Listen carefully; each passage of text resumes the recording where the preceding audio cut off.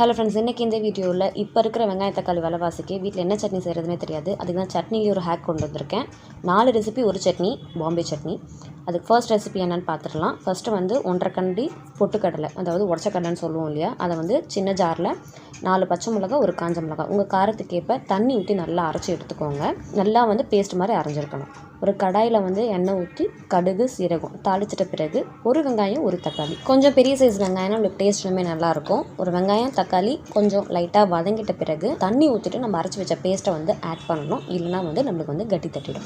Paste நல்லா add பண்ணிவிட்டு நம்ம நல்லா கலந்து விட்டுறணும். நம்ம தண்ணி நிறைய இருந்தால் கூட பரவாயில்ல, கொதிச்சு அடங்கிட்ட பிறகு நம்மளுக்கு வந்து கட்டி ஆகிடும். ஏன்னா நம்ம வந்து சேர்த்தது வந்து உடச்ச கடலை அப்படின்றதுனால கொஞ்சம் மஞ்சத்தூள், கொஞ்சம் உப்பு, தேவையான அளவு உப்பு சேர்த்துட்டு நல்லா கலக்கி விட்டுடலாம். கொதிச்சு இறக்குனா நம்மளுக்கு வந்து சட்னி ரெடி ஆகிடும். பட் நல்லா கொதிக்கணும்.